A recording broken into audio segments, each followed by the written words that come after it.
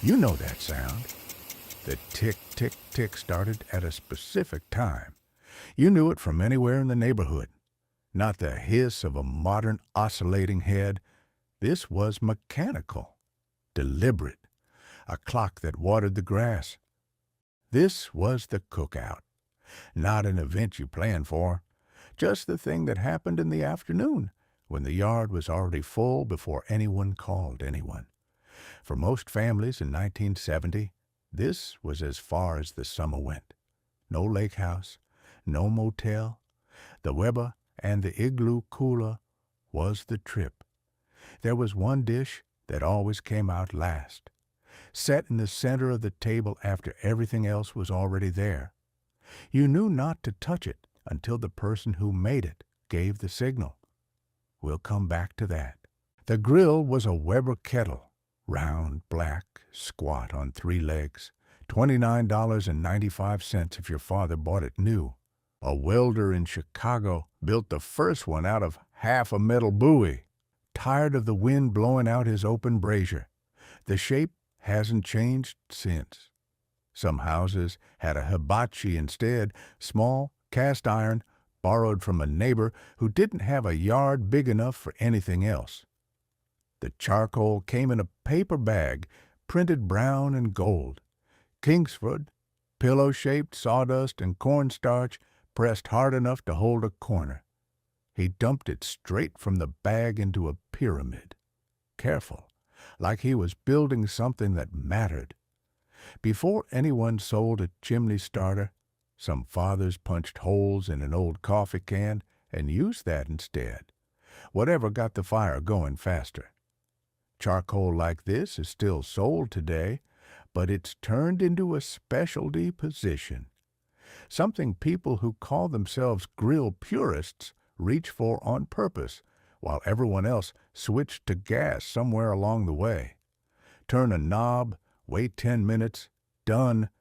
No pyramid to build, no coffee can to punch holes in, no standing around waiting for the coals to go gray before anything could go on. Grilling didn't disappear. It just stopped being a task you had to plan half an hour ahead for, and a little of the ceremony went with that trade. Then the can of lighter fluid, squeezed over the pile in a slow circle, left to soak in, sharp enough to sting your nose from the porch. A match, held at arm's length, dropped. Somehow that smell became part of the food smell, too. Nobody minded.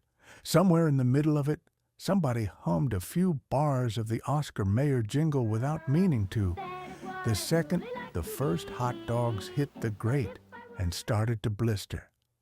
Nobody started it on purpose. It just arrived, the way a jingle does after 10,000 Saturday morning commercials, and nobody standing at the grill even noticed they were doing it. This was the one job in the house that belonged to him, and only him. Every other pot in that kitchen answered to somebody else. Out here, apron optional, tongs in one hand and a can of beer in the other. Past the grill smoke, the kids had already disappeared. Nobody called after them. They were somewhere in the side yard or 3 yards over, running through the spray of a sprinkler nobody remembered turning on. 30 feet of yellow plastic, unrolled flat in the grass. The slip and slide, a garden hose feeding the length of it.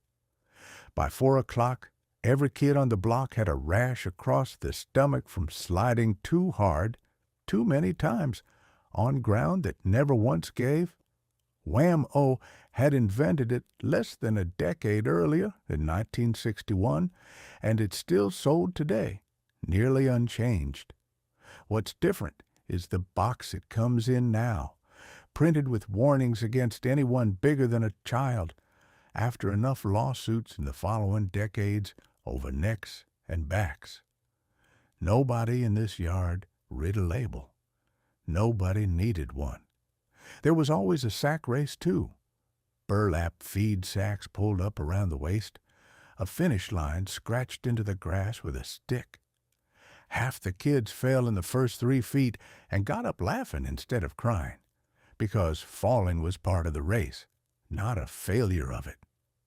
The three-legged race ran right alongside it, ankles tied together with somebody's bandana, two kids figuring out in real time how somebody else's body moved, which turned out to be the whole game. Near the fence, horseshoes. The clang of a ringer carried clean over every conversation in the yard, and grown men stopped mid-sentence just to see who'd thrown it. A horseshoe pit took real space. 2 stakes, 40 feet apart, a strip of dirt nobody minded getting torn up. Most yards today don't have that kind of room left to spare, not with a deck built on one end and a pool dug into the other.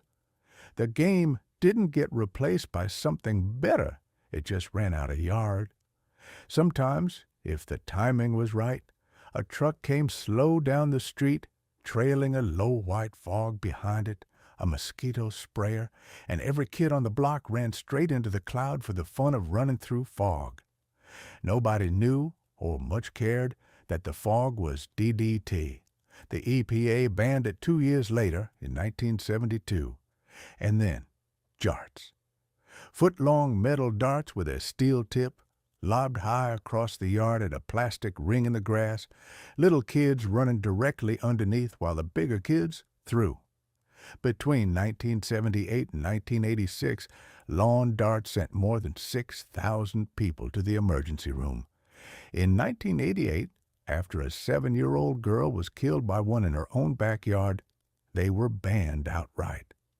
That afternoon, nobody in this yard thought twice about handing a set to a 10-year-old. No one tracked them past the fence line, no phone buzzed to check in, no app pinged a parent's watch with a blinking dot on a map. The rule was simple because it had to be. Street lights come on, you come home. And it worked because every mother on the street enforced the same rule on every kid, not just her own. The drinks lived in a metal igloo cooler dragged out from the garage. Push the button on the lid, and it clicked, sharp and final, every single time. And everyone found a reason to press it at least once, just to hear it. The dads drank Schlitz straight from the can. The pull tabs came off in one piece and got dropped wherever a hand happened to be. In the grass, under a lawn chair, waiting for some bare foot to find one before the day was out. That problem got bad enough to change the can itself. Loose tabs piled up in yards and on beaches by the thousands, and by 1975 a new tab was designed to stay attached, so the metal never had to leave the can at all. It solved a problem nobody had thought of as a problem, one bare foot at a time. Just this year, Schlitz announced it was ending that lager.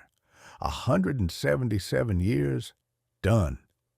The beer that put American lager on the map to begin with, the brand the whole industry got built on. Before pull tabs were standard on everything, High C came in a can you opened with a church key, 2 sharp triangle punches, one to pour from and one to let the air in so it wouldn't glug all over your hand. It took 2 hands and a little bit of technique a 6-year-old didn't have yet. So for a few years, opening the High C was strictly an adult's job, same as the Schlitz. For the kids, a glass pitcher of Kool-Aid, always too much sugar stirred in, always a red or purple mustache left behind, always a second glass before the first one was finished. Nobody measured the water or the sugar exactly. The powder on the packet was a suggestion, and every house's pitcher came out a slightly different shade of red depending on whose hand did the stirring that week. RC Cola and a moon pie, a pairing nobody ever had to explain. Somewhere past 4 o'clock, an uncle handed a 15-year-old a beer. No ceremony, no lecture, just a can passed across the cooler like it was nothing, because at this party it wasn't. A generation later, handing that same 15-year-old anything out of that cooler could get the homeowner sued. In 1970, it barely registered as a decision at all. By noon, the food table was already crowded.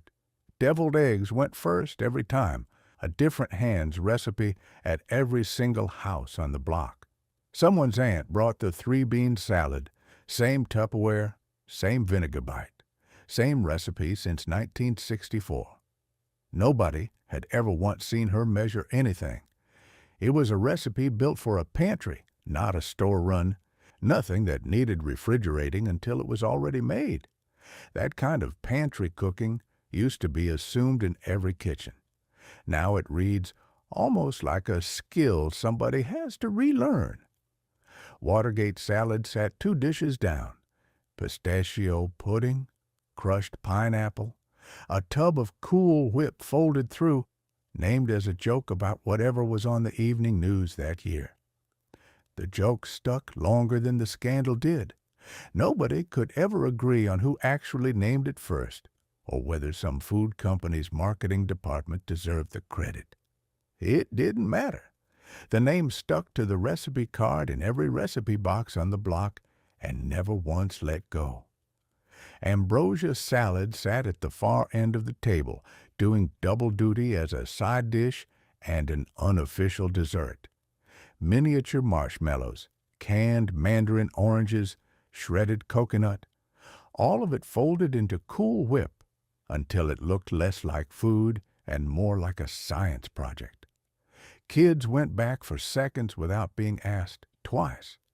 Adults called it a salad with a completely straight face, because as long as fruit was involved somewhere, you could call almost anything a salad, and nobody in that yard was going to argue. Lipton onion soup mix stirred into sour cream, scooped up with ridged potato chips. California dip, though nobody in that yard had ever seen California. You can buy something close to it pre-made in a tub at any grocery store now. What's gone is the 5 minutes at the counter, stirring the dry packet into the sour cream by hand, before anyone else in the kitchen was allowed anywhere near the bowl. And the potato salad, the one nobody could ever replicate. She never wrote the recipe down. Everyone had asked. Everyone got the same answer. A little of this, a little of that. And everyone eventually stopped asking.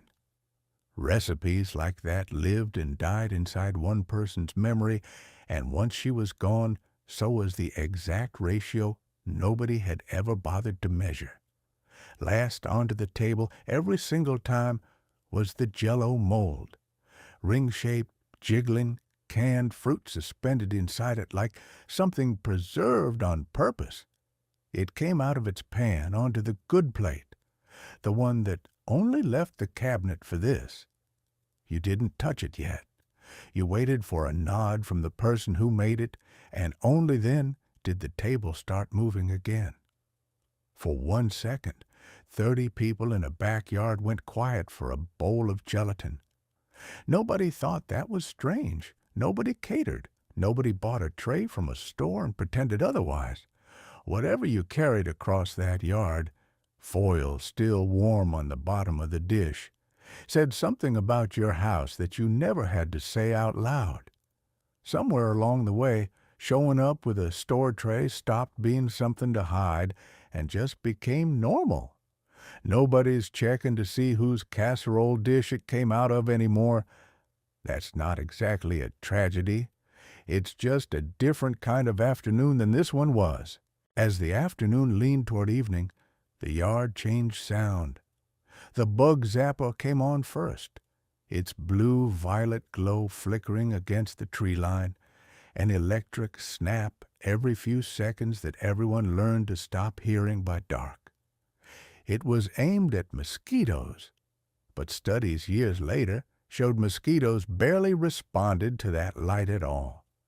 What actually died in that blue glow, snap after snap, was mostly moths and beetles and the occasional lightning bug, and nobody standing in the yard thought twice about it. It didn't matter that the zapper wasn't doing its actual job. The sound of it was proof the yard was still awake, long after the sun was gone. Beside it, a citronella candle in its bucket, burning low. Its wax smell mixed with the charcoal smoke still drifting off the grill, and that combination, smoke and citronella, became the smell of the whole evening, permanently, for anyone who was standing in it. Citronella oil comes from a lemongrass plant, and on its own, it barely works. The repelling effect fades in under half an hour. That's why there was never just one candle. There were 3 or 4 spread around the yard, all of them losing the same slow fight, all of them still lit anyway because it felt like doing something. On the picnic table, a transistor radio tuned to the ball game. Static rose and fell with every swing. Nobody bothered fixing the dial. The game came through well enough. That was the whole standard. Before the transistor, a radio was furniture, a cabinet you sat in front of, plugged into the wall, staying exactly where it was put. This one was small enough to carry outside on a battery, which meant, for the first time, sound didn't have to stay indoors. Nobody thought of that as revolutionary at the time. It was just the radio. Now it could come to the yard. Aluminum lawn chairs, webbed and woven nylon, held grandparents and cousins alike. Somebody called it the throne of the whole yard, and nobody argued. The aluminum frame never really broke. It was always the webbing that went first, the nylon strips drying out and cracking after enough summers in direct sun, until one wrong sit-down sent somebody straight through the seat and onto the grass, to the delight of everyone who saw it happen. Nobody threw the chair away over it. You just avoided that one for the rest of the summer and let the next person find out for themselves. Something about the light was already changing, long, low gold across the grass. Nobody said anything about it yet. But the day had started turning toward its end, the same way it did every single week. And somewhere in that light was the exact moment this whole afternoon would come apart. We'll get there. By the time the sky went orange, nobody had planned an ending. The grill had gone from orange embers to gray ash without anyone timing it, and somebody finally remembered to put foil over what was left of the potato salad, more out of habit than any real plan to eat it again. Grandma had stayed in the shade the entire afternoon, a kid or two always somewhere near her feet. Dad was still at the grill, mostly out of things to cook, mostly just standing there because that's where he'd been all day. 3 generations sharing the same 20 square feet of grass wasn't a special occasion here. It happened most Sundays. Nobody had moved 4 states away yet for a job, and nobody needed a group chat to coordinate who was showing up because everyone already knew everyone was showing up. The screen door had been slamming since noon. People wandering in for another plate, out for another beer, never once knocking, because why would you knock on your own street? A door like that, loose spring and all, doesn't exist on most houses anymore. It got replaced by a storm door that locks, or no screen at all, just a single locked door and a camera mounted above it, watching to see who's there before anyone has to guess. Nobody checked a calendar invite with an end time printed on it, because there wasn't one. There hadn't been a start time either. The whole day ran on the sun's schedule instead of anybody's, and when the sun quit, so did the party. No earlier, no later, no exceptions. Then people started driving home. Dad might have had a few over the course of the afternoon, and nobody at that party had thought to count. Mothers Against Drunk Driving didn't exist yet. That organization wouldn't form for another decade after a mother in California lost her daughter to a repeat drunk driver in 1980. Until then, a few drinks and a set of keys were simply part of how the afternoon wound down. The kids piled into the back seat with no belts on because in 1970, not even 1 in 10 people buckled at all. Nobody called any of it dangerous. It was just how the evening ended. For the ones still in the yard, the sound started dropping out one at a time. The transistor radio clicked off. The screen door slammed once more, and then it didn't again. And somewhere in that quiet, the party ended. Not because anyone announced it, but because the light was gone and the day simply had nothing left to give. By then, most of the yard had already gone home in the dark, headlights swinging out of driveways one at a time, taillights disappearing down the same street everyone had walked across all afternoon without a second thought. For most families who lived it, this was the whole vacation. Not a lake, not a flight, not a hotel key, a yard, a grill, a cooler, and everyone you knew already there before anyone had to ask. Nobody sent an invitation. The smell of the grill did that instead. If this took you back today, you already know exactly which yard you were standing in when you watched it. Tell me in the comments what came out last on your family's table. Was it a Jell-O Mold too? Subscribe for more of what growing up in this country actually looked like, one afternoon at a time.